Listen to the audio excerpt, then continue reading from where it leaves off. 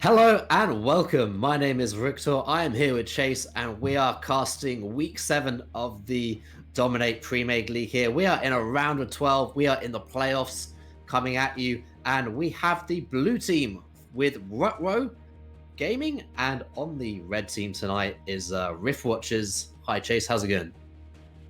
It's going pretty good. We already see a lot of focus on the top lane here with the Mordekaiser and a Renekton ban, and now they're going towards the jungle. You see Skarner and Rek'Sai on the red side.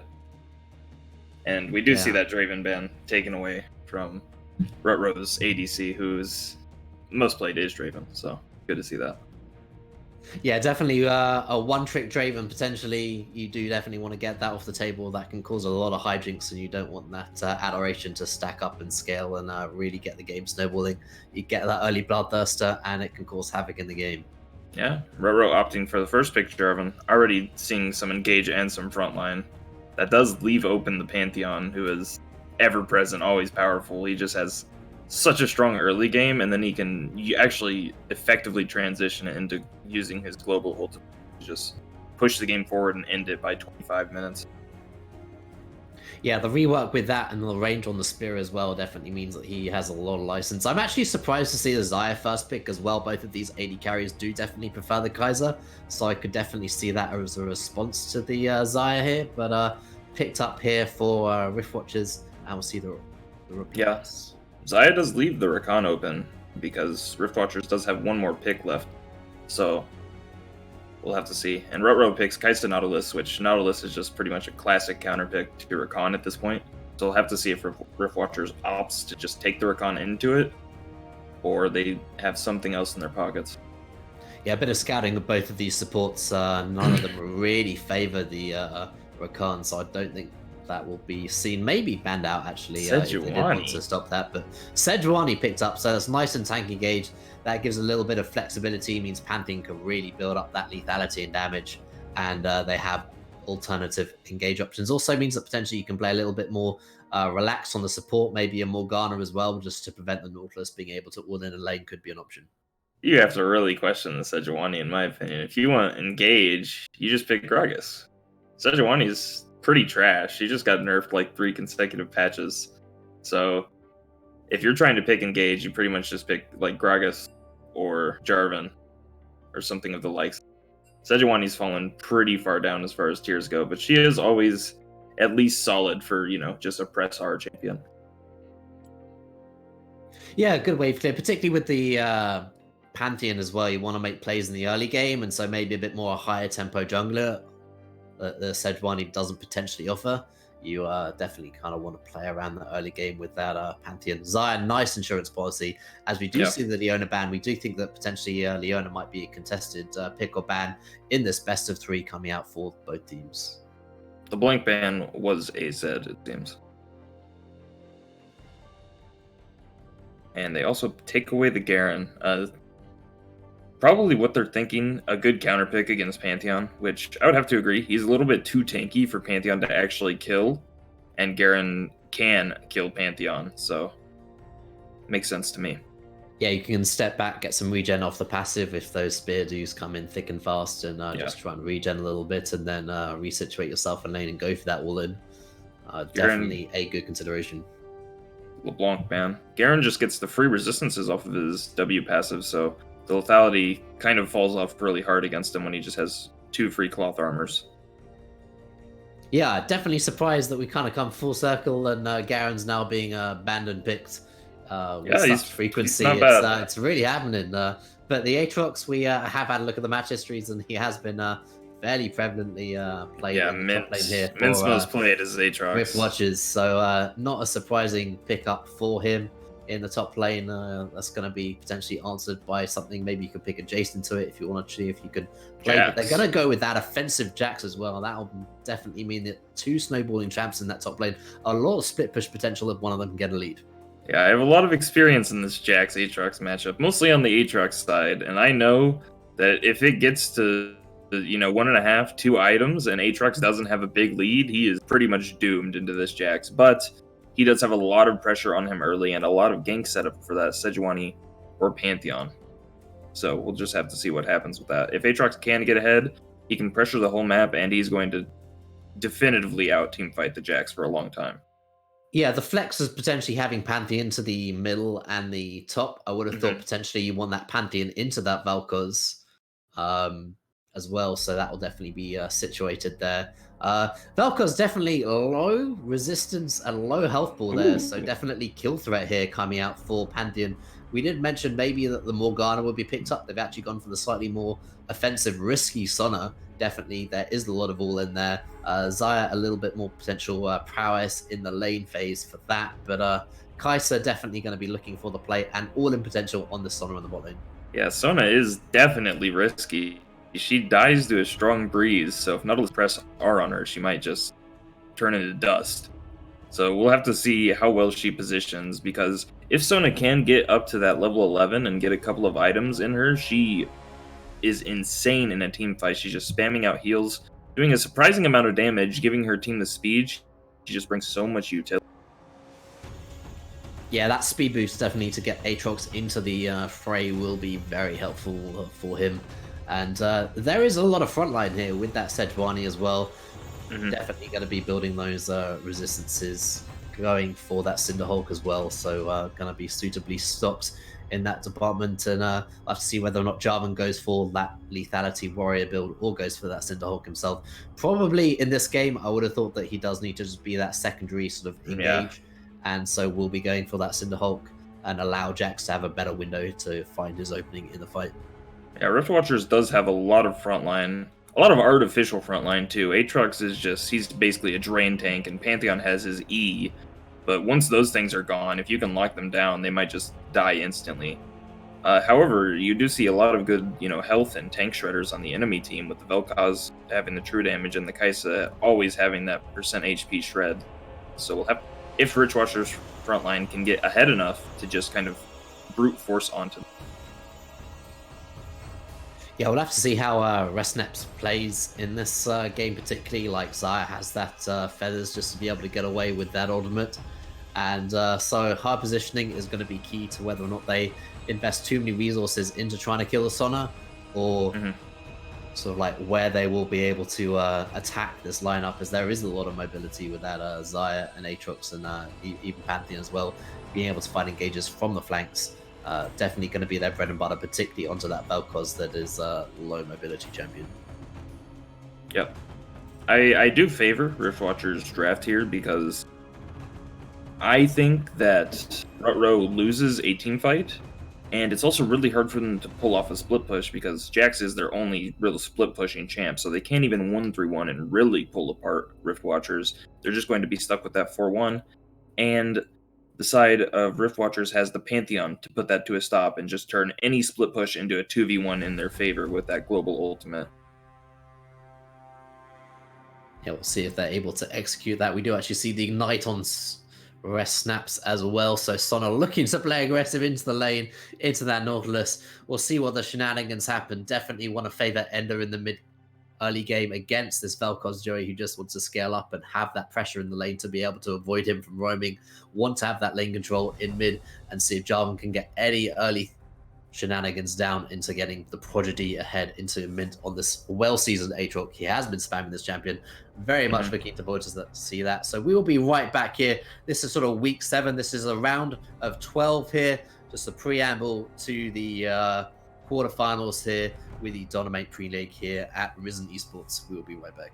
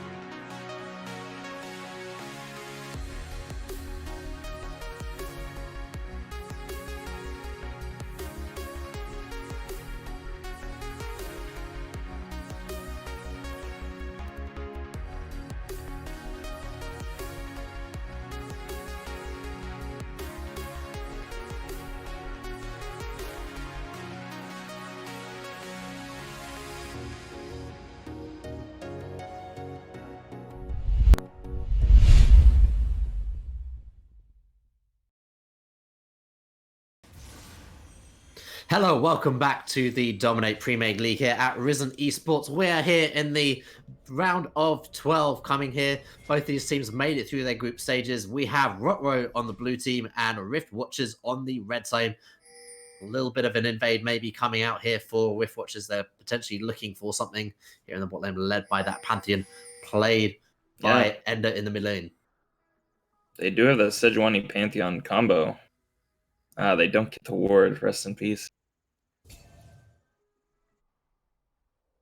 Should be able to trade for vision on the top side on the side of Ruh-Roh, and they do. They get a ward right on that red buff.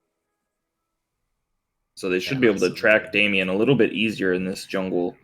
Make sure that he can't land any good ganks, especially on that mid lane with the Pantheon synergy. If Pantheon can just throw an empowered W on top of that Vel'Koz and he is in range to be empowered by the Sejuani, it will pretty much instantly set up a stun for her.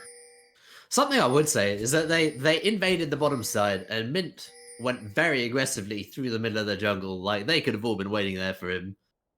Definitely a window for that, but they're going to be starting on this ward here in the top side. Damien going to be looking to take his red buff. Yep, I think we're really heavily looking at the solo lanes this game. If the Aatrox or the Pantheon can get ahead enough, then we can look to see Rift Watchers just end this game incredibly fast by just forcing with the Sejuani Pantheon Aatrox. In the bot lane, it should be a wash, but we'll have to see if Sona gets caught out by any Nautilus hooks, because she is pretty much paper right now. Yeah, exactly. That level 6, when you do have that depth charge available to Nautilus, definitely going to have to be careful. But a little bit of Quinaldio here at the bottom. But the hook does land here. Quinaldio is coming up the flag and drag, going to get flashed away from. But the sun is down, a bit ignited now. First blood over there to Waisogubi. Wow. Yeah, really nice EQ flash from Quinaldo there. He managed to land it on that Sona, and yeah, like we said, she just dies instantly. A little bit greedy not to flash there, but I don't think she expected to get bursted so hard. Reaction as well. Joey as well having to run away here, but Quinaldo got the knock up as well. Ender having to flash forward. Trades onto the kill there. Can he get away? He's actually flashed into his turret. Joey was a little bit out of position there. And in the top side as well, it's all going down. The Prodigy taking out Mint in the top lane. You said it could be bad for the Aatrox if he gets behind and he doesn't want to be given away free. Oh, no. Yeah, if you get solo killed at level 2 by Jax, this lane's doomed. Oh, this is level 3. The stun's going to land as well. He's actually got a little bit of minion wave as well. I think he's going to look to kill him again. He's flashed away from it. Traded flash there, but the minion, he's going to go down. The Prodigy gets an absolutely epic lead. The TP's down and broken. He can push that in, and he's got a fantastic lead in the top lane. So much action here as the Quinaldo into the mid lane as well. Ender having to back off. Break down the plays, my man. Chase, what's going on? The Prodigy showing off his prodigal skills right there. Really good flash on the Aatrox Q. It is a very telegraphed ability, but just smart of him to know that he just straight out wins that fight if he manages to dodge that ability. And now they're going to have TP advantage on the top side. I really hope he doesn't use it to get back to lane, because he doesn't need to. The wave will be coming back on his side. Bot lane, nothing really happening past that one gank that we saw. And mid lane, it's just all-out aggression from the Pantheon at all times, which is, you know, pretty much par for the course. Sejuani coming in the mid lane as well. Joey on the wrong side of the fray. He's gonna get the stun there by Ender as well. Joey in no man's land. He's gonna fool Damien there in the respite. But on the recipient of that in the bot lane, the exhaust comes out. The chaperone, Waisogubi, and Quinaldo gonna secure that in the bottom lane. It's absolutely pandemonium around the map. 6 kills in 4 minutes. It's going crazy, Chase. Yeah, Quinaldo is just forsaking his jungle camps and running between mid and bot in this river. And finally, his Krugs are going to get a little much-needed attention. And we did get to see that Sejuani Pantheon synergy. You know, nothing really the Vel'Koz can do, especially when that cleanse is on cooldown. Yeah, this is a Hex Drinker early for Ender as well, so he's looking in a very nice spot in this lane already. Got that resistance as well. And you just can't be walking up that far as Joey. Like, you definitely need to just be wave clearing. Your Vel'Koz, you've got a lot of range. Like, Ender should not be getting into range of you to be able to jump. You just need to keep your distance and just try to wave clear at this point. I really question the Hex Drinker. I mean, Vel'Koz is a good chunk true damage anyways, and I think you really want to rush for that lethality. If you can get that Ghost Blade online, the earlier the better. It just gives you that extra roaming on the map. And I mean, Vel'Koz is pretty much the only AP he's going to be encountering for most of this game until Kai'Sa potentially gets some of that AP online. And Jax does a little bit, but he's mostly just auto-attacking you to death. Yeah, certainly means that you can play a little bit more aggressively in that lane as well, take a trade or two, just have the sustainability to keep going aggressively with that whittle down. As we said, like, Joey doesn't have a lot of defenses right now. All he's got is boots and potions. Yeah, no armor, no health. Could see him just rush towards a Seeker's Arm Guard. It is going to be incredibly efficient against this enemy team here. They're pretty much all AD except for that Sona and a little bit of Sejuani damage. The fantastic thing for Granado is that he's just trying to like split the map almost. He's playing, just camping this bottom side as Chaperone steps forward as well, just mitigating this. He's just body blocking them. They've got a freeze on their hands in the bottom lane, and Rift Watchers need to be careful. Yeah, we see the Prodigy with a 2-level lead in the top lane. This is just disaster for Aatrox. Any chance he had at winning the split push at any point in this game is pretty much fading. There might be a very small window with a cleaver, but if Jax finishes Triforce at the same time you finish cleaver, it's just pretty much over. He's also invested in double Doran's Blade here. Yeah. So he's investing in this early game just to try and temper what the Prodigy and a rejuvenation beat, which doesn't build into anything for Aatrox. Probably going a Tiamat, but like he's got so much wave theory. I don't think they really build Tiamats. No one really goes Tiamat on Aatrox. I highly doubt it's that. So it's just pretty much just regen for the laning phase. Even a little bit more gold down the drain. This is perfect here for Witch Watchers as well. Like Pantheon hovering towards the boss side with his ult here. We might see a 4-man dive explode here. But you have to remember that Jax does have that TP advantage, so they'll have really good answers to any sort of dive that comes out. Yeah, they need to be careful, but they also need to break this freeze. Jarvan again down bottom. This will be a 3v3 at the moment. Pantheon is hovering around the bottom side. They don't break Again, they can't break this freeze right now. Yeah, they need Pantheon to just clear a wave and just run there. Yeah, another reason I really don't like this Hex Drinker, like, you either want the raw damage, the Serrated Dirk, or you want the extra wave clear power of a Tiamat. Those are pretty much the two items that you really rush on Pantheon, and Hex is not really going to do much for him. If Vel'Koz is killing you, it's because you really messed up. You actually have a Tiamat here for the Prodigy as well, just wanting this lane control so he can teleport and maybe make a little bit of more of a lead for himself around the map as well. But this just gives him the time to be able to do that. Yeah. The Tiamat does slow down his 1 and 2 item spikes with that Trinity Force and Spirit Shojin, but it does give him that wave control. Though with such a lead, you have to question if he really wants the Tiamat, because Tiamat does entirely delete any chance you have to actually freeze a lane. At best, you can slow push it. Exactly, yeah, but he's got such a lead, he might even be able to 2v1 outplay at this moment in time. Just needs that mobility as well. It will be hard against that Sejuani lockdown, though. Yeah, that would be a lot invested. And an early Infernal Drake as well, up on the cards. Ronaldo, the Prodigy's actually taking the trade here. He's actually losing out. He's got it back away here from Mint. Mint's found it, but Chronodaniel's up into the top lane as well. Mint needs to be careful as well, because the Prodigy probably doesn't want to go back in. A dredge line into the bottom, though. Chaperone. Frantinho has fallen down into the bottom lane as well. Why so gooey there? But Damien on the retreat, trying to back up the Sona, who's run out of mana now. Can't really run up, but there's so many minions going to get denied away from Grantinho. Yeah, you have to ask, what's Rift Watchers doing walking up there? You just have like 2.5 stacked waves coming into your turret, and now you choose to step up too far? You can just wait another 20 seconds and collect that wave for yourself. Oh, the laser here in the middle lane. Ender gonna fall. The Headstrinker not gonna be able to help him through that. This has to be Infernal Drake. Yeah, pressure mid, pressure in the bottom lane. Rift Drake gonna go over here to Ruh-Roh Gaming. Here on the blue time. Ronaldo's just been everywhere on the map right now. That man is really giving up a lot of... He's getting out CS by Sejuani, but it doesn't matter. He's creating the leads for his team where he needs to. And we talked about that. That freeze in the bottom lane meant that they couldn't break it. They even brought people down to try and like break it. They turned it into a slow push. And once it crashed, they actually managed to get the all-in on the ADC as the crash was happening. Yeah, they get the all-in 40 CS.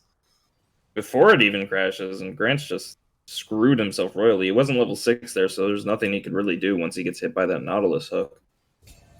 And I actually think the slow push was really good, because they get the Infernal Drake either way off of that. The side of Rift Watchers has to take their time and clear that wave out before they can even try to contest anything in that river. But they end up getting a kill on top. The Chaperone as well has license to play aggressive. You have that Manamune stacking up here for Waisagubi. You have a little bit of temper play coming out from the Prodigy. We thought that maybe he could like snowball something, but here's Cronaldo again into the top lane. The 2v1 is there, and the damage is done. The Prodigy going to secure his 3rd kill of the game. Now Ender's got to run. Joey lands the stun. Just trying to run away there. Joey maybe looking for something. Now he might be caught out. He has to flash away there. Damien on hot pursuit of that. Yeah, that was a little bit over-aggressive. Joey playing very aggressively on this Vel'Koz. Just needs to stay at range. There's all these melee champions. Just don't get in their face, man. Yeah, Grant uses his ultimate on nothing there. Nautilus hadn't even thrown his ulti out, so Grant just ults absolutely nothing. It'd be really nice if they could have gotten that Nautilus ult cooldown, but now that they don't, Nautilus lands a hook, you're going to get one shot. Yeah, Damien looking to contest this, but the Prodigy is there. The stun will land. The TP's coming, but it's going to be too late. Flashes onto the teleport as well. The Cataclysm is massive. Now, Mint has to run away. Flashes from the Prodigy. Ender again flashing, but Ronaldo's just there for the damage. Joey again in melee range. Ender just the procking of the Hetstrinker as well. Lands the knock-up, and Joey will secure that. Yeah, Ronaldo showing his experience on this Jarvan. He hasn't missed an EQ flash yet, and he is just everywhere at the right time.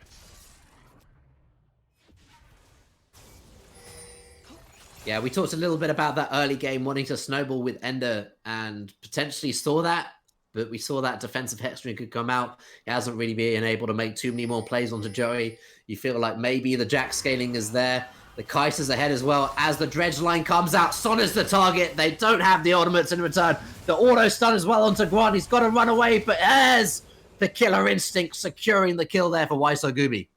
Yeah, that's what we were talking about. That Xayah doesn't have ult, and Sona is just paper thin, so they both end up getting picked up because Nautilus has his ult up there. Oh, the Pantheon's there. Waisagubi has to flash away, leaving the Chaperone with no response. I think he's going to fall for the sins of overstaying there. Nice little Roman pickup there for Ender. Support dies for the sins of the ADC. It's the reality of League of Legends, but side of Ruh-Roh is looking to trade for plates here in the mid lane and some extra gold onto their Vel'Koz. Yeah, Joey obviously got that auto attack there, so awarded the full 320 goal as well. Cronaldo getting away with a sliver of Velvet. Joey again is a melee range. He wanted that tower.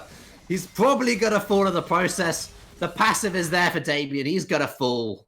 But they get the tower as well. That was very greedy for that turret. Joey's not looking like much of a Vel'Koz player to me. He is just this stepping up with reckless abandon at all times, throwing his Qs and Ws in melee range. Someone tell this man he's playing a poke champion. He wanted the tower. I guess ultimately that mid lane tower is very valuable, so probably worth your life. Well, if you want the tower, that's just miscommunication, because we saw Cronaldo just walk up for it and try to get the last hits, but Joey didn't go in, and then Cronaldo had to EQ out, and then Joey walks up to try to take the turret. Now, there's a 3-man stack here for Rift Watchers. They need to get something happening early on. They think that maybe the Prodigy is the answer here. They are looking for the camp. Prodigy playing very safely as well. Probably spotted on the ward. They land it, though. They're going for it. Just going to be able to jump away onto a ward. They need to make something happen on the map, though. Waisagubi in a 2v1, actually, having to heal away. But the Chaperone's there for the trade damage. He's going to fall in a 1v1 right now. But Sonna's a fish out of water. Going to get chased down by that Nautilus. Cannon another hook left. might have the minions to be able to back it up as well. Is going to fall, but in the top lane there, Prodigy picks up Mint yet again. Well, that's 100% worth for the side of Rift Watchers there. You get a big shutdown onto your Xayah, so she can actually hope to maybe try to match the scaling of this Kai'Sa, but she's still behind so many items. She's behind 50 farm and experience, so it's going to be really hard for her to come back in this game, even with that shutdown. Yeah, they're trying to get all this vision control, which they do have, but it's just in full vision of Ender. But there's the channel coming out. Disintegration Ray, gonna sway it away. They're going to have to reset, but it's still being tanked up. Damien's got those tank stats now. Joey again, maybe looking into melee range as well. And he lands that slow with the Glacial Augment. They try and burst down Ender, but he just survives the Hex Drinker. Gonna prop. Damien solo as well. It's gonna fall down. Joey gets that Ocean and the re-engage there for Chaperone as well. Gonna land the hook onto the Sona there. Rek'Nat gonna have to pull a double kill going over to Joey. Now they're diving the tower. Broad doesn't even have his Feather Storm as well. He's just gonna fall ultimately to Waiso Gooby as well.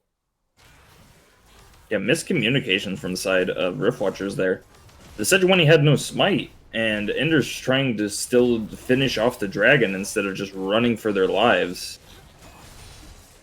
So now, I mean, Ruh-Roh is ahead 8,000 gold, and they just have all of the tempo on this map, and I would say they outscale as well, so it's looking really rough for Rift Watchers.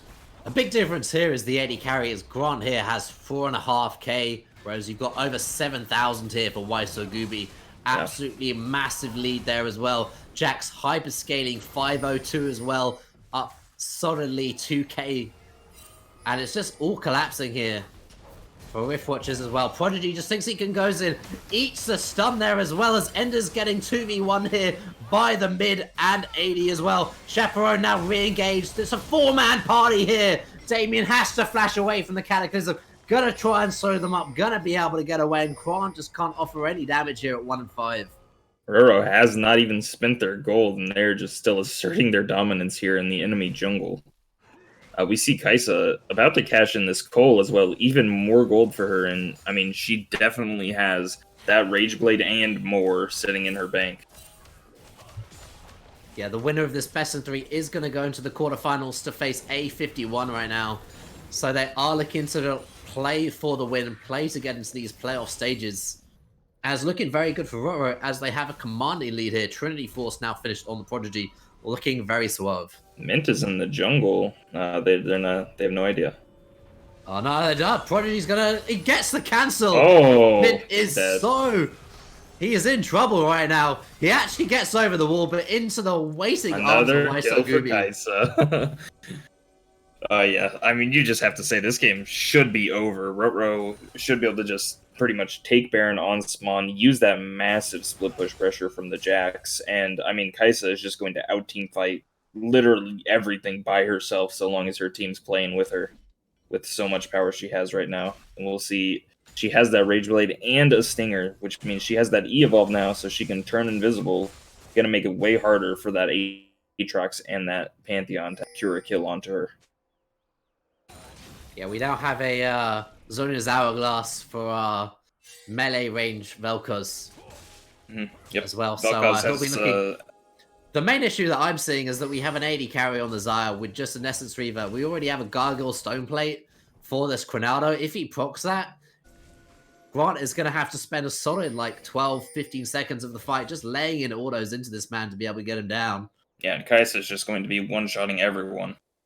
So it's going to be really hard. They're waiting for this vision to come out right now. Grant is fearing for his life, just hugging his base tower. They know something's up, but very difficult. They're trying to bait for this red buff as well. Damien on a ward. Will they go for it? They can maybe look for something. There they go. Gonna get spotted out, faded away, and the ward swept.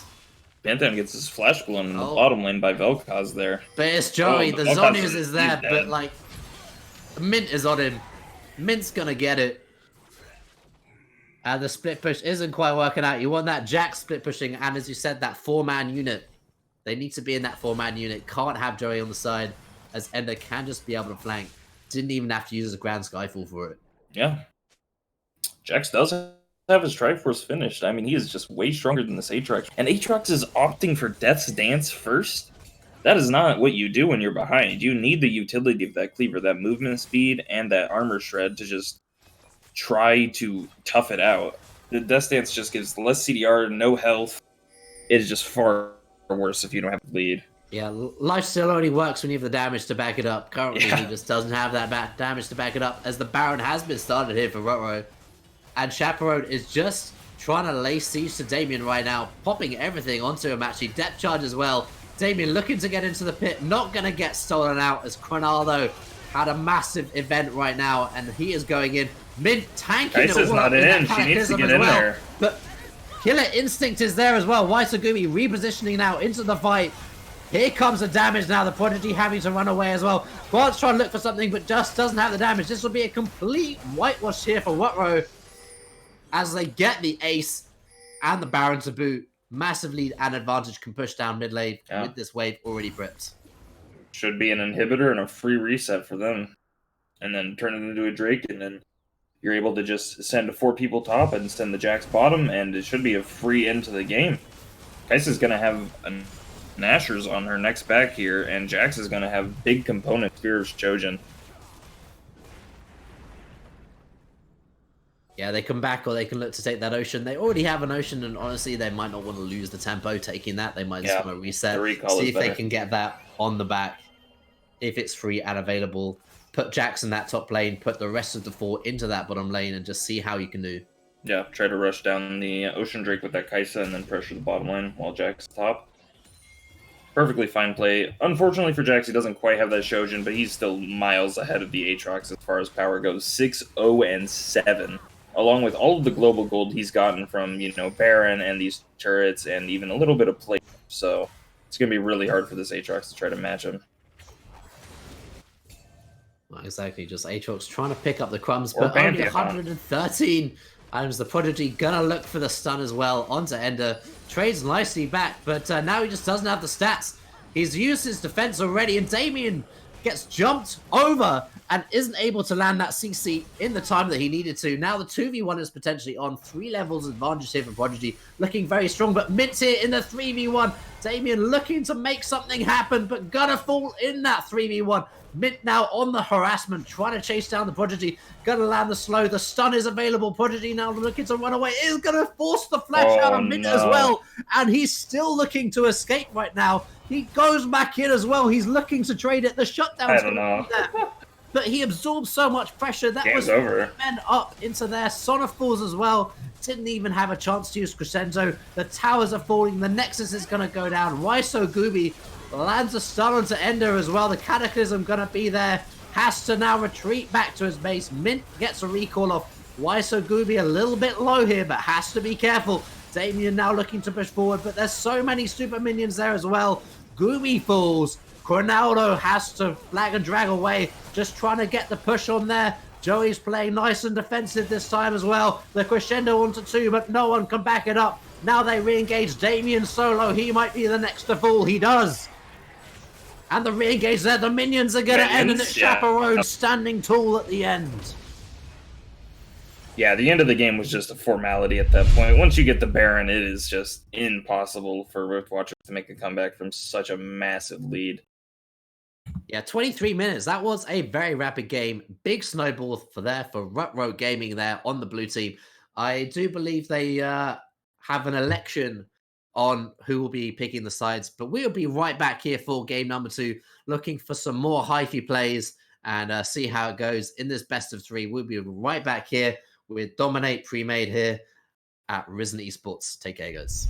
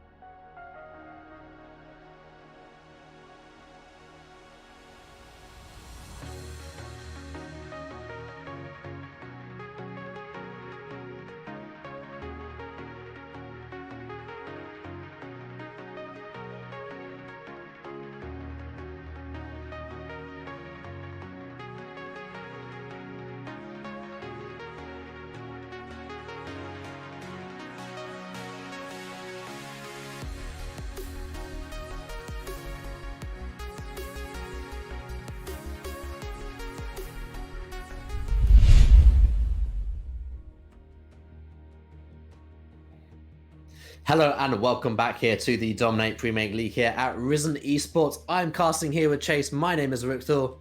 How's it going, mate? It's going pretty well. That last game was a pretty convincing win from Ruh-Roh Gaming, so we'll have to see. A little bit sleepy, might be coming back here, but we are about to get into game 2 here.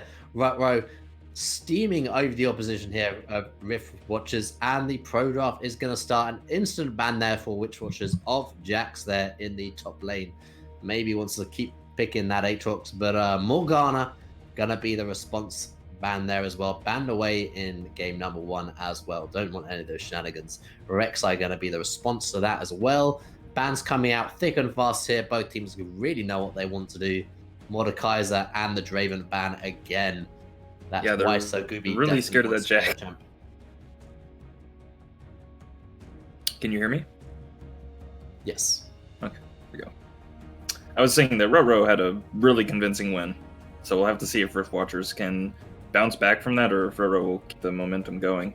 And we do see the Jarvan actually taken away by the side of Ruh-Roh, who played it last game, so I guess both these teams really highly value that Jarvan first pick, so we'll have to see what Rift Watchers does instead. We might see a Xayah or a Pantheon. There we go.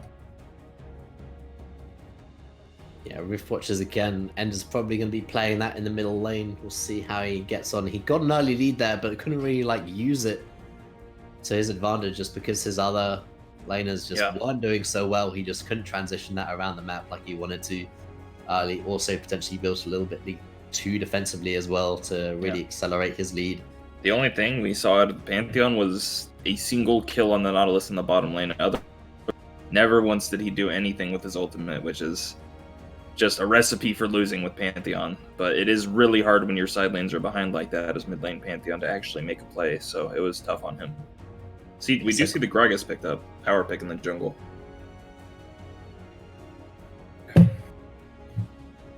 And again, the priority on the Xayah, I'm surprised, because both of these AD carries do potentially prefer the Kaiser. They have a lot more games played on that champion, and we can probably expect that to be picked up as the answer for that. It's actually going to be Lucian, so that's a lot more aggressively. You see a Pantheon Lucian first pick 1 and 2. That is a very much heavy early game precedence that they're playing, and you need an early game jungler for that as well. And with that Jarvan and Rek'Sai banned out, Gragas off the table as well, it might be difficult to find that. Maybe you need Zac in there as well, or Elise as well would be really nice. Skarner, which is banned away in game number 1, is actually going to get picked up in the result, but that's not really what this composition wants to do. This composition really wants to play dirty pre-6, and Skarner just needs to farm up there, so we'll have to see how it goes. Maybe you get a Pike in there for some roaming support action as well and try and really up that tempo. Well, let's not be mistaken. Skarner may need level 6, but Pantheon and Lucian can certainly rumble post 6 as well. They're no slouches. They don't start falling off for quite a while, so we can still see the Skarner make a big impact with his R, especially if he can grab that Xayah before she manages to Featherstorm and just kill her within that CC. Yeah, exactly, and it does sort of delay that power spike as well, as generally you're building that QSS, that's 1300 gold into the potential drain as well. Obviously invaluable, but if you need to buy it only for that sort of like one individual tool, Renekton going to be picked up for that last pick of that round one section. And Braum actually, which is a surprising ban out against that potentially not wanting to play Lucian Braum. Yeah, Very strong combo for no that Lucian Braum for them. Also, Renekton, obviously just one of the safe, pretty much one of the only blind pickable top laners who doesn't really have any hard counters. Besides that Quinn, but I don't think Rift Watchers plays that. You know, we'll have to see. Maybe they'll ban it if they're actually scared of the Quinn counter pick. Yeah, that does definitely come with scouting out your oppositions, kind of seeing what they do like to play, seeing what they have played in any of their games, and maybe if they have the odd Quinn game in there, that might be a consideration for them to ban that out on the Renekton. Again, goes in with that nice like early game sort of like split push style and stuff, but Kennen actually going to be banned out against Rift Watchers as well, which it can definitely tango with the Renekton as well. Yeah, but Kennen just farms clipped off of that Renekton, and it's really hard for Renekton to actually get onto him and kill him with anything but a jungle gank. So that is a pretty smart ban, and Kennen's pretty fitting of Rift Watcher's comp. He is really strong in that laning phase, and he is a really strong mid-game team fighter, so he would perfectly fit the bill, winning lane and fitting the team comp. Smart ban. Yeah, Leona actually got banned out in game number 1. So Descana and Leona both got banned out in game number 1 and will be picked in game number 2 here. So exciting stuff.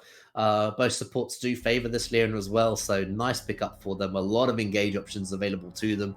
And gives Renekton a nice avenue to go very aggressive, obviously, with that Spear of Sojourn, trying to look to get multiple resets on his abilities. And Yuumi, a very bold pick into Leona. Leona, a lot of lockdown and engage potentially into the Lucian. Lucian does have that nice laning phase as well, so can potentially mitigate a little bit of that. Can relentless pursuit sort of away from Leona to try and dodge that Xena's Blade, but you do have to be wary of the CC chain that can come out for the bot lane of Ruh-Roh. Yeah, Yumi's just hoping she can sit on Lucian and he'll dodge all the CC for her. That's the though we do see these last 2 picks from Rift Watchers, they are not going all in on the early game power. Ornn and Yuumi are both really strong mid and late game champions. Ornn bringing those upgrades and Yuumi bringing that artillery and that healing. So we'll have to see if they can use their Pantheon and their Lucian to properly bridge their Ornn and Yuumi, and maybe turn this Lucian into a hyper carry with that Ornn item and a Yuumi on his back. He will scale a lot better. But yeah, potentially also means that they need the damage, so they'll probably go on Sensor and Infinity Edge rather than that Blade of the Rune King and Black Cleaver build that potentially people are looking for if they want that sort of like heavier 2-item power spike. But if you're looking to get later into the game with that 3-4 item power spike, definitely going for that Essence Reaver first could work in their favor. Yeah, we're going to want to see the crit Lucian here. He can actually match the Xayah at 3 items, especially with a Molten Edge from the Ornn. That's 30 extra attack damage. Those crits are just going to be doing all that much more. But he is up against Vlad on the enemy side, which is really scary dive. And if he mispositions and Yuumi can't save him, it's going to be tough. Yeah, exactly. That means Renekton has potentially been flexed into the Pantheon in the middle lane. So I kind of like that matchup. I'm not particularly aware of how that matchup goes, if it's favored one way or the other, but I know certainly when Renekton does land that level 6, can really mitigate a lot of that all-in potential that Pantheon can dish out. Yeah, I think we will see Renekton versus Ornn and Vladimir versus Pantheon in the mid lane. Ornn is actually sprouting out as a Renekton counter pick, actually. If we've been watching Worlds, you will see some people value the Ornn, especially Wonder. He actually values it as a counter pick to Renekton. Yeah, it just gives you the flexibility just to survive that laning phase and have more potential prowess. And as you said, that stats increase as well that you end up giving your team. There's sort of like that extra 5k gold at the end, which really does kind of add up. Yeah, certainly. Gold leads can be deceptive with Ornn on your team. If you have a 2,000 gold lead, maybe it's more like actually 4,000 or 5,000, which is a really big deal if you don't fall behind early on Ornn, which he probably will. It's really hard to not fall behind some CS on Renekton. But if you're down 15 or 20 as Ornn and you start getting your item spikes for your team, you're perfectly fine with that. Yeah, you're right, actually. The Prodigy is going to be playing Renekton. He does play a lot of those AD bruisers into the top lane, so I could see why he potentially doesn't want to play that Vladimir. But maybe the matchups would mean you definitely get that explosive mid lane with Pantheon versus the Renekton. But maybe they could look at lane swapping for that. Mm-hmm. Yeah, I do think the Vladimir does match up pretty well into the Ornn, and the Renekton is perfectly fine into the Pantheon, so we could see a swap, but I think these are also fine. As you said about Wonder favoring the Ornn into the Renekton, but Nogri certainly fancies himself with the Cull and Kleptomancy into the top lane as well as an option. So, yeah, Kleptomancy, lots Vladimir. of gold to be made up in that field. Just farming money bags off of that Ornn, who's just a big beefy boy that you can auto attack over and over again. So we'll have to see, although I do think it will be the Vladimir mid just based on, what champions they play. Though we could see a lane swap. I think we'll know based on if Joey has Kleptomancy or not.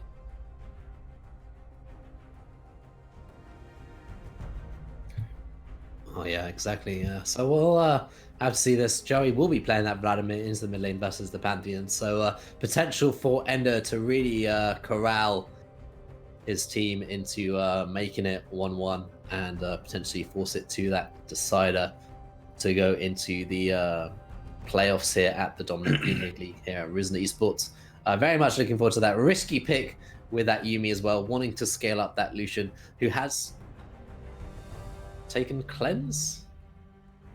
Yeah, Cleanse against the Leona is pretty valuable. Against that Leona Renekton lockdown late game, I think it is a smart pick, although a little bit less aggressive. But lucky for you, Yuumi gets to take two combat summoner spells for you, so it's perfectly fine to take that Cleanse. Because they still have the Ignite and the Heal. Exactly. So the question to you, Chase, is do you think the team here for Rift Watchers can do it and bring it to a game number 3? Well, I do quite like their comp, but I think it pretty much just comes down to the bottom lane here. If their bottom lane can stay even and get Lucian to that Essence Reaver and maybe make some plays with that Pantheon, and they can get the 2-3 items online with the Ornn, then they can look team fight. But once the Vladimir and Xayah start getting towards 4-5 items, it's going to be really, really hard for them to actually pull off a team fight, and that Pantheon's falling off. So say that if Rift Watchers can execute the early game, they should win. But we saw they had a little bit of trouble last game, falling behind in their lanes. So we'll have to see what happens. Yeah, also I do fear that for the Yuumi empowered Skarner running in with Predator, that will be a lot of move speed and create havoc there as well. You can also time the Impale there with the root and stun there of Yuumi as well when you do get that last chapter. Yeah. Just throw that Yuumi ult down. Maybe you force out a Xayah ult, and then Skarner can just grab her afterwards. And if she doesn't have that QSS, it's pretty scary. And definitely. Well, we will be right back here for game number 2. This has been the Dominate Premade League here. Round of 12 coming into playoffs. Thank you very much, and we'll be right back.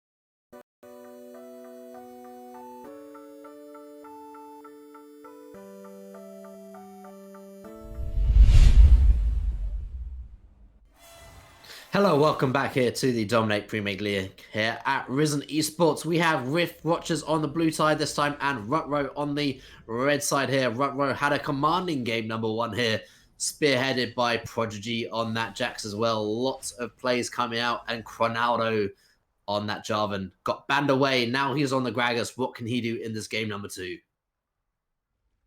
Yeah, we'll have to see if Cronaldo can land those Predator ganks and kind of slow the roll of this Pantheon and Lucian. Because they managed to get ahead and get that snowball rolling, it could be pretty scary. Yeah, we mentioned already, but Ender had a really nice early game as well. Can he transition that this time into a lead for his team, a meaningful lead where he can secure that victory, get Mint out, and just use that utility coming out of that on, get that scaling, get those passive items as well coming out of him. Nice little bit of a block here, just looking to secure some cold for themselves, actually, as they are landing onto those spires. Yep. Just denial and secure. Ender's hoping that his side lanes don't fall so behind this game so that he can actually pull off some good plays with that ultimate. Maybe some 4 or 5-man dives on the bottom side or a 3-man dive on the top. Although that Renekton is pretty hard to dive with that extra health he gets from the Dominus, so we'll have to see. Yeah, so a little bit of a fake leash here coming out for Rift Watchers into the bottom lane here. Just a little bit of mystery. They did not use any of their mana, so it seems that the leash probably not that believable as long as Ruh-Roh is paying attention. Also, Gran Torino does have his cleanse on cooldown. I didn't see if that was maybe an invade on the bottom side that we missed, but he does not have his cleanse up for any potential all-ins for Leona. He must have used it in the first minute because it's already gone off cooldown as well. Ender making an early trade there. You want to trade aggressively early into Joey here on the mid lane. Make Vladimir punish for the start of this game as well. Level 2 looking again. Has those full passives up available. Game is already a little bit calmer than the last one. No kills yet, no absolute chaos in every lane, so just a little bit of a slow roll farming. Yeah, I'm sure Damien's actually happy about that. He just wants to scale and try and let his laners try and win their own lanes if they can, which Ender's definitely looking to do. Mortal Will again, Joey getting a little bit low, has to be tempered. Fully exhausted his corrupting potion as well, so having to sustain through all this damage, he's definitely taking some minions damage in these trades. Wave stacking up against him, so he has to be a little bit careful, but a nicely placed here if the Skarner wants to look mid. Yeah, you have to wonder how Joey got lane priority as the super weak early game Vladimir against the Pantheon. I think it was Ender just maybe focusing too hard on trading instead of actually getting that wave priority, so Joey has that level 3 advantage, which is a really big deal, because that Pantheon E would have served him very well there. Yeah, Joey now actually sustained up, and all those corrupting pots have been used there, so definitely looking good for Joey here as he's weathered that early poke and harass that's come out of Ender. And he'll have to go back to base, replenish his potions, and look to try and do it again before this Vladimir does get out of control. Definitely far from that as he goes for yet another trade. It's getting a little bit low. Actually uses the Ignite, but it's not going to end in a kill. Ronaldo there, just hovering available. Might look for a flash body slam if Ender does play towards the side. He needs to be careful here. He's going to look for it. It's gone. Yep, goodbye. Good play by Ronaldo. Pretty free gank there, so he just goes for it. Yeah, the Prodigy again, just having a nice, easy time here up in that lane versus there. Forces Mint to base as well. Trying to proc those passives of the Grasp of the Undying, just trying to scale up into the game. Have Conqueror, which is very nice trading into this tank. Must feel good to have that summon. Or rune, sorry. Yeah, if you're Mint, you just have to expect that you're going to get a little bit destroyed by the Renekton for a little while. Until you start getting, you know, some more armor online, and maybe your item upgrades definitely make you very tanky. So, yeah, that was a nice grasp trade option out there in the top lane as well. So definitely able to trade back a little bit, wave clearing nicely, picking up that CS as well. So not falling too far behind.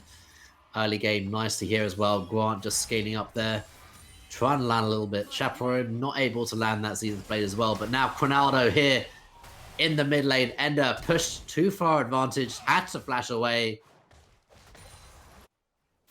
Yeah, Ronaldo once again just putting a lot of pressure on the map. Less so on the bottom lane this time, but a lot on the mid lane and clearing plenty of those camps. He's not really too far behind at the Skarner, as you can see. He still has his Wolves and his Gromp clear down here. I feel with the engage that Chaperone has, if he actually lands a flash stun onto the Lucian and then the follow-up there is for the Gragas, they can definitely secure something despite the fact that Ronaldo doesn't have that flash available. Probably going to have to burn that summoner early for Chaperone to secure that successfully. But definitely potential there as well. Lane stacking up nicely, so difficult to do. Yeah, had the side of Ruh-Roh known that Grant had no cleanse, they probably would have went for it with the Leona stun. But now it's up, so he's pretty safe against anything like that, along with the Yuumi speed boost. And Gragas has no flash, so he should be fine. Yeah, it's just a 3.5 minute cooldown on that cleanse as well, so nicely placed to have that up again as well. But Joey taking a unlikely trade here, has to pull away, gets a little bit of a heal as well, forces the Hemo Plague already out of Joey. Great that he had that level 6, otherwise he might have fallen. He has Ignite available, but once that comes up for Ender, he might look for something. Yeah, good for Joey that Ender did use his Ignite earlier, so there's no repercussions there. Although, Ender can look for something here. Yeah, we're so focused on this mid, we didn't miss the fact that the early Drake got taken down there. Damien now a little bit caught unawares. The collapse can come in from the bottom lane there, though. Why so Gooby comes to save the day, flash out of Damien, and that's not what you want coming up to the level 6 as a Skarner. Yeah, Garner's approaching that level 6. He's got those Predator boots online, so we're going to have to see if he can do anything with it to help out this Pantheon or this Lucian. We do see the Pantheon already has Executioners calling online a smart buy for certain against the Vladimir, and we do see Vladimir opting for a greedy build. No Seeker's Arm Guard, no Kindle Gem. He just goes straight for the Fiendish Codex. Yeah. In the bottom lane, though, it's Ronaldo making the plays again. But the flash away from Grant means that he secures the life of himself and the support. Grant, a little bit greedy with his cleanser. He just sits on it. I think he's not aware that Gragas is coming, so he feels no need to cleanse that. He thinks he'll actually win that fight. But yeah, Gragas, the big man, is there, so scary. Yeah, they actually think Lucian used the cleansers. They do ping it out. Oh, that might actually be bad. They might turn something with that. If they do think he does not have the cleanse, and he does. Skyfall's been used, but Ender's on the roam here into the top. Dominus available, though, so the Prodigy doesn't have to be too worried about that. Yeah, I believe Ender used that to get back to lane. Yeah, trying to make a little bit of play there onto Joey, but Joey backs off successfully from that. Stacking up that CDR as well. Got that Kindle Gem, got that Fiendish Codex, so stacking up that CDR nicely. Gonna come back to lane and approaching that level 7, level 9 point where Vladimir can really start to out-sustain the damage. And Executioner's calling down in CS as well in this mid lane. And hasn't really managed to find that early foothold that potentially he needed his team. Oh, but the Dominus propped into the top lane as well. The Call of the Forge God there knocks it up. But Ronaldo's there again. He's burning him down with the red buff. The flash away from Mint, but I don't think it's going to matter, son. He tries to get a little bit back, but Ronaldo's going to make it happen. Now Joey again in the mid lane, but the roam there from the Chaperone, and that's going to be 2 quick kills in succession to Ruh-Roh. But again in the top lane, Ronaldo looks to live another day, but he doesn't quite manage it. The stun there for Damien. He's going to trade one back in the top. Yeah, Ronaldo there to counter that all in. That Mint certainly would have won. We see the Orange starting to come online in this matchup, but getting all those base stats and a few items and health and armor to back him up with that high base damage that Ornn has. I mean, if you're the side of Rift Watchers, you kind of got to start being scared here because this Vladimir's getting ahead. Your Pantheon hasn't really done much, nor has your Lucian. And as we said, Ruh-Roh outscales, and they have a gold lead right now, so it's kind of scary. We also talked about that in Champion Select that we'd ideally wanted to see that Essence Revolution, but he's actually going for this Blade of the Rune King. That probably does mean he'll be going for that Armor Shred as well with that Black Cleaver. So he's not going to be able to really have that like late game. As the flash forward for Chaperone, he does land the Zenith Blade there onto Grant. He's been knocked back as well. The Lost Chapter isn't going to find too much. Forces the Feather Storm out of the Gooby. But now they re-engage. Ender looking for something. The Ignite is there. It's not going to be able to secure the kill on Wyber Gooby, but he is out of the fight now. Ender looking to make a little bit of extra magic happen. He has rep snaps on that Yuumi on his back. He can't quite find anything else. The disengage is there for Ruh-Roh. Yeah. But Lucian can opt to skip the Cleaver and just go Blade of the Rune King for that super strong early one-item spike and then start going Essence Reaver crit build after that. So we'll have to see if he opts Ronaldo looking for Ender as well. Rep snaps manages to get on and heal him up with that area as well. He'll get away, but Ender uses definitely having a great early game. Yeah, Ender was forced to flash out there, actually. He was scared of the Gragas with another body slam or anything like that. So we'll have to see if Grant goes all in on that early mid game with the Cleaver second, or if he just kind of opts for a middle ground with the Blade of the Rune King into Essence Reaver. And we see Mint just sitting here tanking the wave, trying to set up a bad wave position for the Prodigy. Yeah, good percent and a little bit of a freeze that up in the top lane. Skarner's actually moving into this top part of the map as well, so potentially nice little bit of a setup. Communication coming on there for the jungler and top lane. As here he is. Call of the Forge God here. Prodigy's got to be careful. Predator's on. The Dominus is going to come out, but Mint just picks it up very nicely there. Nice little bit of engage. Impale, well worth it there. Can they pick up the Rift Herald? Can they secure objectives around the map? Does Ronaldo then turn onto this Drake? Yeah, you'd like to see Rift Herald, but it's hard. Your mid laner doesn't have priority right now, so it's really hard to just step up there when the Vladimir could be moving at any time. And you haven't pre-rotated your bottom lane there for extra pressure like that, so we're going to just see Damien stepping onto the Rift Herald, trying to see if he can solo it out, but it could get a little bit scary, although Gragas is on the bottom side of the map, so it should be. Yeah, they are looking to take this Drake. Not quite stolen away from, although Ronaldo gets fairly low. It's actually now engaged in Grant having to dash away. They look for the Chaperone. Not quite going to find it as well. Ronaldo looks for a little bit of extra just to disengage. Explosive cast coming out of there. But really nice play there for Rift Watchers to pick up that kill into the top lane and the early... Three-man play topside, Renekton. Well. They're looking to kill him and drop the Herald for plates. Yeah, they want to get the plates down early as well because they're about to run out. 45 seconds left, so they kind of need to go on this. They're missing a lot of pressure mid as well. As plates are falling thick and fast here for Joey. So they really want to make something happen. The Rift Herald has been spawned, but the Prodigy playing fairly safe. Ronaldo as well, looking to make the roam up to answer that as well. But in the bottom lane as well, Grant is going to fall. Why so Gooby picks that up. Yeah, Grant just stepping back up to that Leona and getting caught by that Zenith Blade there, so he just ends up dying, even though he flashes away. But the Xayah just pumping out too much damage with that finished Essence Reaver. Oh, this is the moment of the last-minute plates coming out right now, as we have plates top, plates bottom, plates mid. There's only one more left in that middle lane. Vladimir's going to take down that mid turret. Last little bit, but this is what you meant about that priority in the middle lane. You want to have that to be able to roam with that Pantheon successfully, and he just hasn't managed to find that lead in the lane, which meant that Vladimir just has free time, free gold in his back pocket now. What is Ender building? Negatron doesn't build into a single Pantheon item. I don't know. Unless there's no way he's going Wit's End. Maybe Wit's End.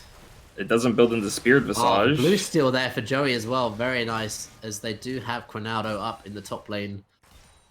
They just have dominance here in the river now. They are looking to push forward. This is looking a little bit like that game number 1. We have 4K advantage over here to Ruh-Roh. They had a ray of light there. But the Pantheon in the bottom lane, they're looking for the 3-man onto Waiso Gooby. And he's gonna fall. That's what they need. Grant injecting the pace as Ender finds a pick there. Call the Forge God as well into the top lane, looking onto the Croc. The Prodigy has to run. Damien flashes forward, gets the Impale under the tower, and he will fall. Oh, he's going to get away with a double dash. Mint now taking up. He's going to go down the tree and back. The tower dive goes poorly as a Chaperone going to get backed up here by Joey, just trying to defend against the wave. Yeah, I'm not sure. A little bit too over-aggressive. Oh. Okay. On the top side, it was a little bit over-aggressive from Damien with the flash there, and then Mint actually doesn't follow it up with his E. He chooses to follow with his W instead. So they don't chain the CC properly there, and as such, Prodigy just gets away. Yeah, nice little secure and kill, just absorbing the pressure there. That kind of mitigates that gank and Rift Herald that got taken already up into that top lane. That just means like they had that winning moment, and it's just taken away from them. Blade the Rune King now finished, but we do have that Essence Reaver and an additional BF Sword hit for Waisogubi, so the Zaya's in a lot better position, unlike game number 1 where the Zaya just fell behind there onto Grunt. So having another risky biscuit moment, but Cronaldo into the middle lane forces the flash out of Ender yet again.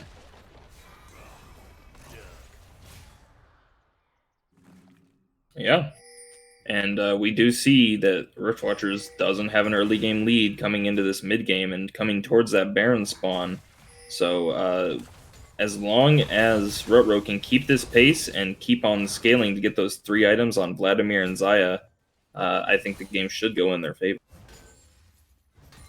Yeah, there's a lot of people bottom lane for Ruh-Roh here. Joey forces the engage under the tower, pulls early, but there is the Chaperone. Perfect engage there with the solar flare. Forces the flash out of... Oh, not the flash, just the disengage out of Grant. Has to fall away, but that's going to be another tower falling here for Ruh-Roh. They still have members down. Grant going to have to play very, very defensive right now. No minions. Chaperone going to take a fair bit of tonkage damage down into that bottom lane. Yeah, Grant's a little bit too tanky with that Yuumi on his back, along with her E's and her heals. Even though he cleanses late, he still gets... Ornn's still trading aggressively onto this Renekton, showing him who's boss. Yeah, Cloud Drake up and available in 10 seconds time, so that's probably going to be the objective around the map. They are playing heavily around this bottom lane right now. They know that Mint can potentially hold his own against the Spirit Sojourn here. Up and Prodigy struggling, as you said. Wonder did like this as a bit of a counter matchup. He just has so much resistance right now that the Prodigy can't really get that through. They've actually sent 2 up into this top lane. TP not quite available for the Prodigy right now, so that might mean that the Rift Watchers can look for this bottom play right now. Waisogubi plays aggressively though, lands a stun, but Ender now has to run. He's gonna fall down. Waisogubi gonna pick that up solo. Just can't find it available. And mitigating that man advantage that they just don't have down. Yeah, there's absolutely nothing Mint can do here in this matchup. No magic resist on it. Joey just dives. The Call of the Forge Gods doesn't do. Really nice pull under the tower there into the top lane. Dragon gonna be secured as well. Double mobility with that Cloud Drake. Gonna mean that more plays can happen. More mobility for this Vladimir. So much armor picked up. So really nice lane assignment there as Joey just picks up into there and just secures the kill under the tower there onto Mint. Absolutely no magic resist. He does have the upgraded Sunfire and a Bramble against Renekton, so he's practically unkillable, but that Vladimir will have no problem shredding through him. Oh, his is looking. Grunt face checks onto the Chaperone. The Zenith Blade is there as well. Flashed away from there. Chaperone gonna fall as he tower dives a little bit too much. Damien on the front line now as well. Really nice Feather Storm by Waisogubi, flashing away from, not quite going to be able to pull back the feathers in time as well. I think that was on the CD there. Cronaldo actually misses the body slam, goes golden into their solo. This is excellent for Grunt. He's just been able to survive under the tower here. Can he do it? Dominos been popped. Actually, really nice little bit of a play. Gonna land the stun up on there. Now it's Red Naps alone. Ender gonna pick up a back kill onto there, picking it up onto Joey. Ender managing to secure that for the play, but so much action in the top part. Yeah, well, Ornn wasn't there for any of it, so he's just been pushing the bottom lane and going even in that trade for Rift Watchers. You're pretty happy with that as long as Ornn gets to farm waves while no one else is farming waves on the bottom side for Ruh-Roh. Yeah, they brought back the gold lead a little bit, Chase, so they are looking in a better position than they were 5 minutes ago. Yeah, and we do see Grant opting for that Essence Reaver second build. No Black Cleaver here. He is going for that sort of bridge with the Blade of the Ruin King early power into a more late game scaling build. Oh, I almost stopped the back there onto the Chaperone. If he had known about it, he could have seen the blade into the bush and been able to stop that. Didn't quite manage it. But that means that they have presence over into this top part of the map here. Ruh-Roh looking to secure that objective around that Baron that has now spawned. They're pushing for the advantages. They're pushing that early vision there as well. Trying to win this quadrant up. Has 2 full items on their mid laner and their ADC, so you're really hoping to see them quickly set up vision and get control around this Baron for themselves so they can either force a take on the objective or force a turn with that Vladimir and Grog gauge. Wait, this Ender hasn't bought boots. No, sir. Maybe the Negatron Cloak was meant to be boots. He's struggling for farm as well. 178 on this Vladimir. Joey playing a very nice game right now as the 3-man attempt onto Baron here for Ruh-Roh. And it's just not being answered right now.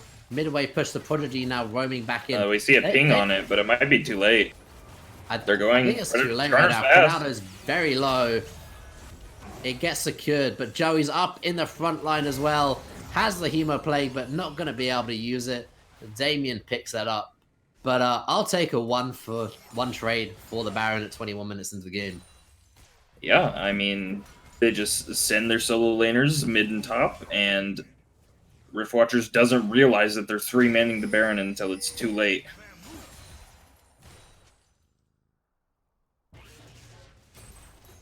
So we'll have to see if Riftwatchers can take anything off the back of this. They are pressuring mid-turret, but those Baron recalls are pretty quick. This could get hairy. Yeah, exactly. But they get the objective. They manage to balance out a little bit. 4k gold behind right now. Zaya double crit in her pocket. Got that extra ball of Gov in there as well. So nicely placed here to be able to carry. We do have the Might of the Rune King now selected for Grant as well, so the little bit of beneficiary of the Ornn there in the top lane, helping out his team. Probably going to get that Yuma's Ghostblade as well. I think that's on the list to be able to be upgraded, available to his team. But the advantage is here for Ruh-Roh right now. They're grouping in the mid lane. It's a 5-man stack. They have a cannon, they have the Baron buff, and they're just going to look to push. Just the classic NA RAM. They could look for a 1-3-1 with Renekton and Vladimir, but they're just opting to group with their raw team fight power on the Vladimir. Now they're rotating as squads to the top lane, trying to get that wave shoved out and maybe take top turret as well. After that, we might see a reset and they go bottom lane if their mission with this Baron is just to take all the outer turrets. Yeah, there's actually going to be a flank here coming out for Joey right now, so I think they're looking to maybe make the fight happen. But the minions actually cleared out. That stops that one. Joey needs to be a little bit careful. They know Joey is there. That third Cloud Drake is available to them, but you want more when you get that Baron buff. You want to push your lead. You want to see if you can get anything else available to them. They're pushing the waves, but you're right. Like, this bot lane with that tier 2 tower could be taken by Renekton right now. Difficult for Mint to answer.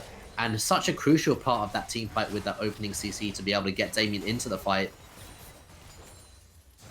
Yeah, I think they're just scared to not be grouped because they fear the Ornn and Pantheon long range engage, or the pick potential of the Pantheon. So it is respectable for them to group here. I don't think it's, you know, a awfully terrible play, but I would rather still see them take the 1-3-1.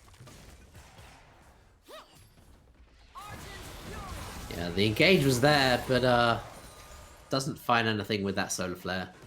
Just tries to make something happen as the tower does fall.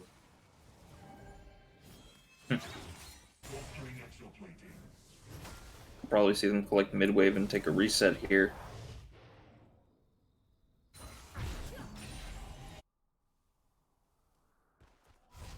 Yeah, Dragon, Baron time are gonna run out. They're going over to this third Cloud Drake. Lots of mobility available to them as well. Yeah, even more rotation power. Maybe we'll see the 1-3-1 now with so much speed.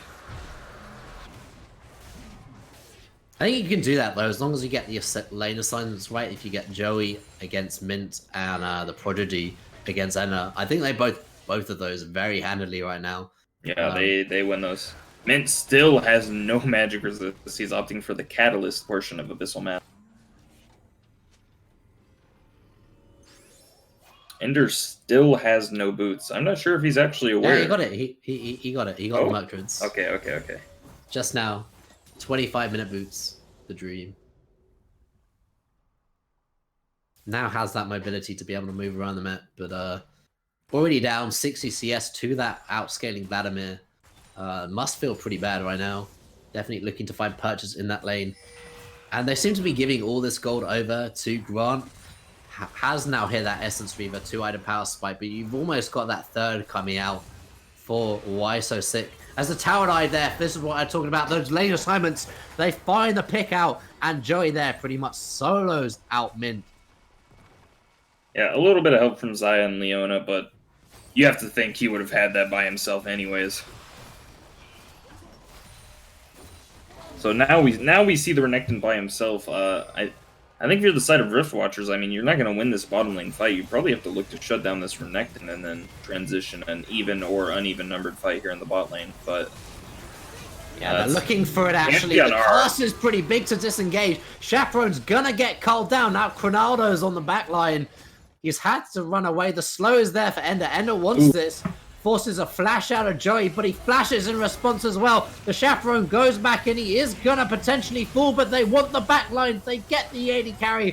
Why So Gooby gonna fall? Chaperone gonna go down to ignite from the cat. Now Ender tries to reposition himself, going back in, but Joey's into the back line looking for Grant, picks him up. But the cat's been left alone. He's been culled down as well. And Quinaldo looks to go into Mint. Mistake on his part, he's gonna fall. But it's an absolute massacre. Ruh-Roh gonna be picked up by the triple kill there for Prodigy. The solo laners reigning supreme. Yeah. Should be an easy inhibitor. I don't think they can end the game off of that as, you know, Renekton and Vladimir, not exactly the best objective takers in the game. Maybe they should get the double inhib because Renekton was able to take that top turret earlier by himself. They're backing up, but that's the best inhibitor to take if they want that Baron pressure. No TP on either one of your solo laners, so difficult to be able to manipulate that around the map, but definitely a pressure point to be able to set up for this second Baron of the game. Well, you don't need the TP, because you can just send your solo laners to top and mid, and they're going to be close enough to that, because your bottom lane is already going to push for you thanks to that inhibitor, so it's going to be almost impossible for Rift Watchers to truly contest this Baron. Yeah, they've started it right up already. Or nowhere to be found. Gran Torino with the Yuumi on the back. Ender's early to the party. He might get caught out here. Prodigy looking for him. Pops that Dominus and absolutely smashed. We set those lane assignments and he cannot take that fight as the Solar Flare is there. Now the Prodigy wants more. He's going in for the 4v1 right now. He wants it in the fray of that. They stop onto the Baron. They're looking for the chase on the map right now. They're gonna pick the kill up onto Grant as he falls to Why So Gooby. Now they're chasing onto Mint. They look for whatever they can find. Joey's into the back line already. Having to flash away. The cask is there. It was beautiful. It just knocks them back. A little bit of a tweak back into Joey right now. The cat is in the base. Retcap can't do anything. The minions are flooded into the bottom, and that'll be a 2-0 going over to Ruh-Roh, who will face a 51 here in the quarterfinals of the Dominate Premade League here at Risen Esports. A wonderful performance from them. Concise victory. Both games were under 30 minutes. Yeah, super convincing series from Ruh-Roh there. So, gonna have to be scared of them going further along in these playoffs if they continue to perform like in their games. They're just winning pretty much all of their lanes and then managing to transition it into actual team plays around the Baron and the Dragons. As soon as they unlocked the map and got their lane assignments right, when you had the Renekton into Ender on that Pantheon and the heavy armor capping Mint into that fairly fed Vladimir Joey, hit that level 16, got that early death gap, and just mowed down the opposition. Really nice play from them, working out what their win condition was, and solid play and performance coming out from both teams. But it will be Ruh-Roh going forward into the quarterfinals here. Yeah, we'll have to see how they do. If maybe opponents they face later will give them a harder time in those lanes, or maybe this is just a preview of what's to come, and they might actually be pretty dominant through these playoffs until towards the end. Yeah, exactly. Well, looking forward to those games. That will be coming up next week. But for me, that'll be me, Ruh-Roh, signing off with casting on the color. That was Chase. We'll be there for week number 8. That'll be the quarterfinals here of the Dominate Premade League here at Risen Esports. Thank you very much and have a good night.